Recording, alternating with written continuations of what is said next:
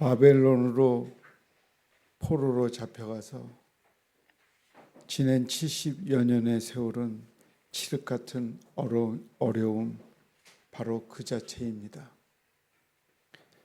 나라의 국권을 잃었다는 사실은 모든 것을 잃었음을 의미합니다. 쓸만한 사람은 모두 포로로 잡혀가고 남은 국토는 끊임없이 도적과 강도들에게 유린당하는가 하면 하나님의 임재의 상징인 성전은 회파당하고 성벽은 무너져 수풀만 무성한 현실입니다. 이런 상황이 가져다주는 가장 참혹한 공포는 미래에 대한 희망이 없다는 점입니다. 어느 누구도 미래를 희망하지 않으며 스스로가 스스로에 대해 포기하는 상황입니다. 그래서 그 흑암을 뚫고 나가려 하기보다는 그 속에 스스로 안주하려는 것입니다. 인간의 그 어떤 희망도 남아있지 않은 이 절망적인 상태를 뒤집는 구원의 소식만큼 기쁜 소식이 어디에 있겠습니까? 인간의 무능력을 뒤집을 수 있는 유일한 희망은 하나님이 움직이는 것뿐입니다. 바로 그 하나님의 움직이심이 눈앞에 현실로 펼쳐진다면 이것 이상으로 기쁜 일은 없습니다. 성경을 보면서 우리는 이스라엘처럼 기구한 운명도 흔치 않다는 생각을 하게 됩니다. 주전 722년 북이스라엘이 아시리아에게 멸망하여 지구상에서 사라지더니 남아있던 남유다마저 주전 586년 신바벨론에게 멸망하여 바벨론 포로 생활을 하게 되고 이어 페르시아 속국으로 로마의 식민지로 그리고 2000년이 넘는 동안 나라 없는 민족으로 세계를 떠돌며 유랑 생활을 했으니 이처럼 기구한 민족이 어디에 있겠습니까?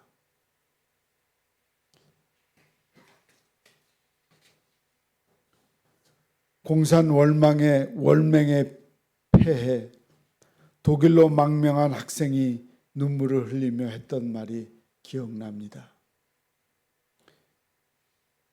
그래도 당신네는 분단되었을 망정 조국은 잃지 않소. 조국은 잊지 않소. 유대인들이 겪었을 마음의 공황, 칠흑 같은 영혼의 어두움은 무엇으로 설명할 수 있겠습니까? 그러나 가만 생각하면 나라라는 큰 덩치만의 문제가 되는 것은 아닙니다. 지금 우리가 살아가는 이 땅도 따지고 보면 어두움이 많이 있습니다. 사람들은 인간의 과학 발전을 믿고 문화 낙관주의를 부르짖지만 그 훌륭한 인간의 재능이 만들어 놓은 것들이 무엇입니까? 인간의 편리라는 미명하에 자연이 파괴되고 강산이 오염되어 자연이 빛을 잃은 시대가 아닙니까?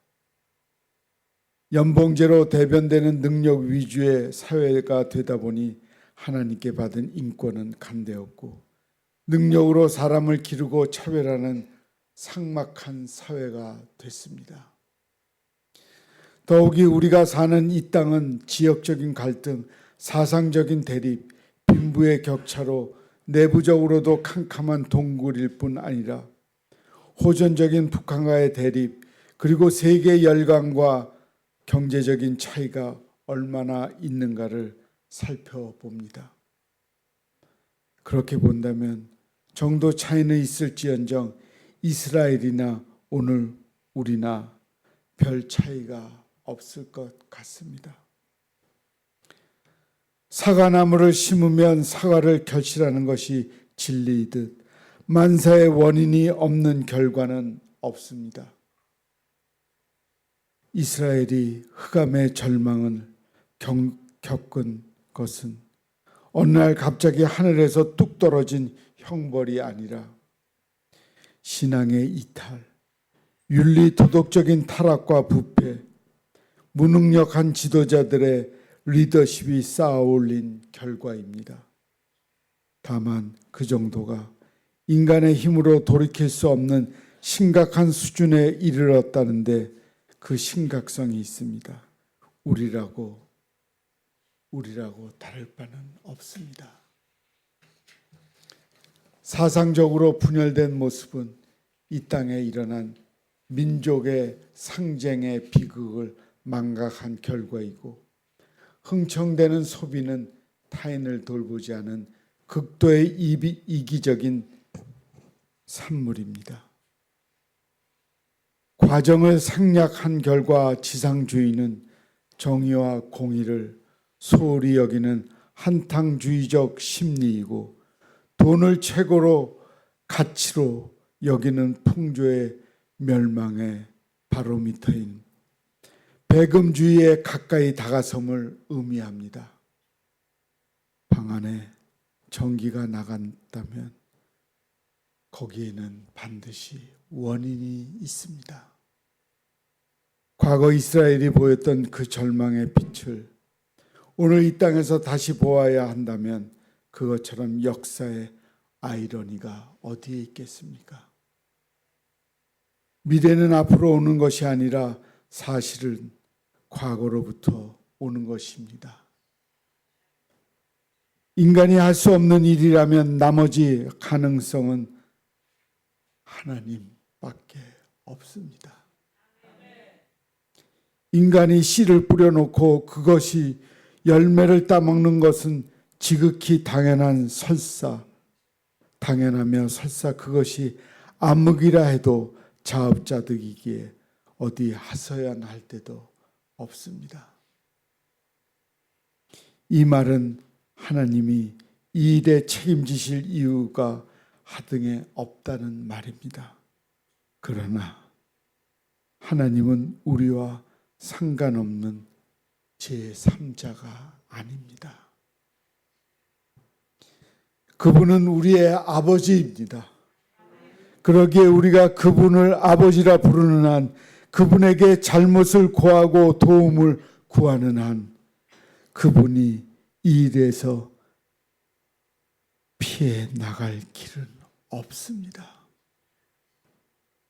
바로 이 하나님의 긍휼과 자비와 사랑이 하나님이 우리를 외면할 수 없는 숙명입니다. 우리 상황이 어두움이고 우리 스스로 빛이 될 수 없다면 남은 가능성은 하나님이 빛으로 오시는 것밖에는 없습니다. 이 일에 있어 그분이 우리에게 요구하시는 것은 단 한 가지입니다. 절망하지 말고 희망을 갖고 기다리라는 것입니다. 일어나라.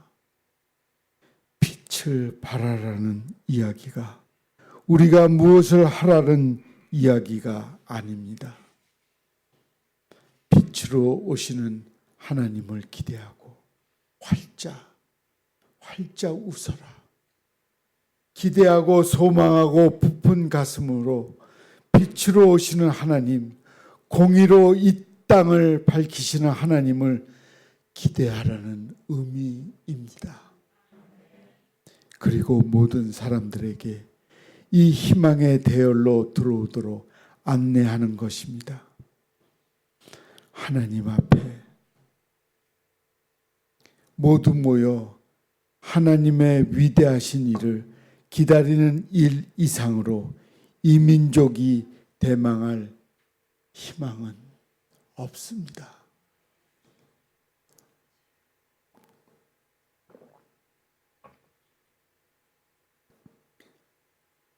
폭설이 쏟아지는 한밤중에 어떤 의사가 10km나 떨어진 먼 곳에 살고 있는 중환자의 가족으로부터 왕진 부탁을 받았습니다. 환자 집으로 가는 길목의 첫 번째 집에다 전화를 걸어서 길이 어둡지 않도록 창문에 불을 켜둘 것을 부탁했습니다.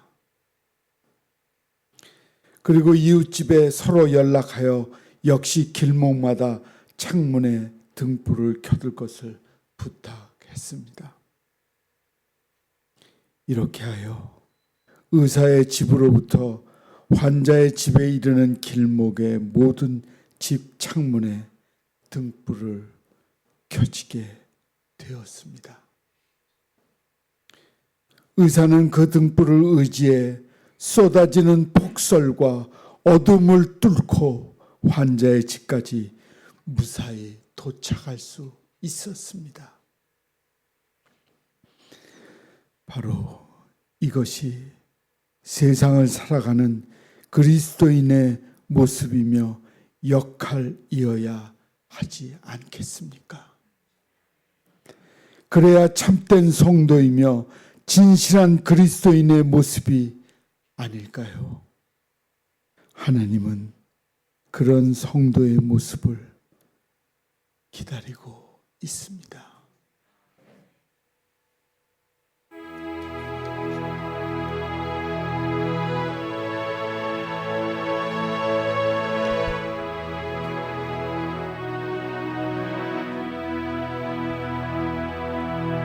나의 등 뒤에서 나를 도우시는 주, 나의 인생길에서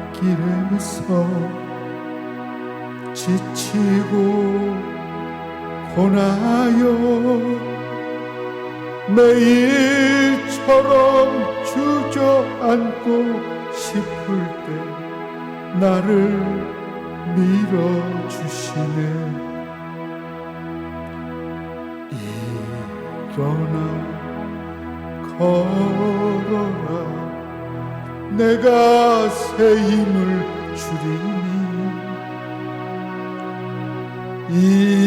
일어나 너 걸어라, 내 너를 도우리. 같이 하지. 나의 등 뒤에서 나를 도우시는 주,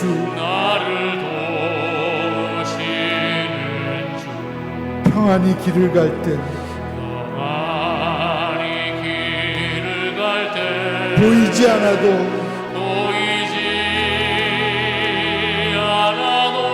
지치고 고나여 넘어질 때 다가와 손 내미시네.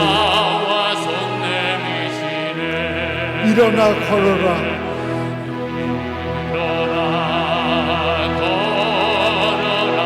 내가 새 힘을 주리니. 일어나 너 걸어라,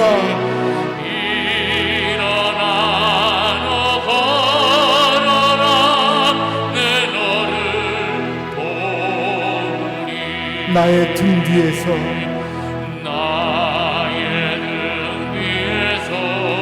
나를 도우시는 주,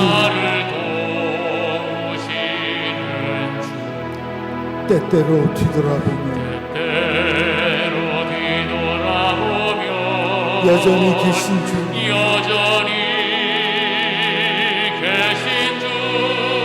잔잔한 미소로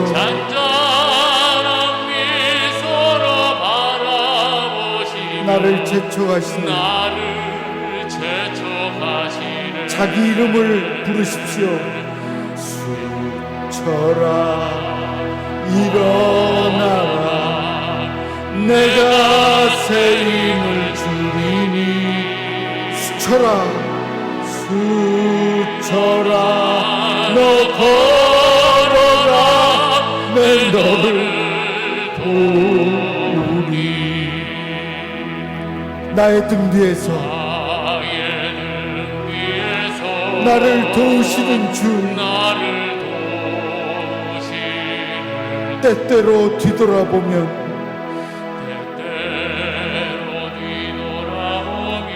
여전히 계신 주,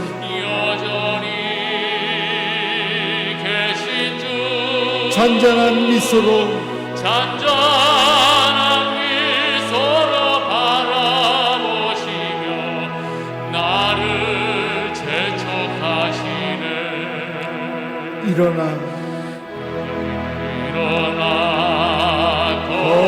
걸어라. 내가 새 힘을 주리니. 일어나 너 걸어라. 내 너를 도우리. 기도하겠습니다. 하나님, 우리가 하나님을 의지하지 않으면 넘어져서 일어나 걸어갈 수가 없습니다. 우리에게 용기를 주셔서 넘어지지 않고 굳건히 일어서서 주님을 찬양하며 주님을 경배하며 묵묵히 이 땅에서 승리의 깃발을 들고 걸어가게 하옵소서. 예수님의 이름으로 기도합니다. 아멘.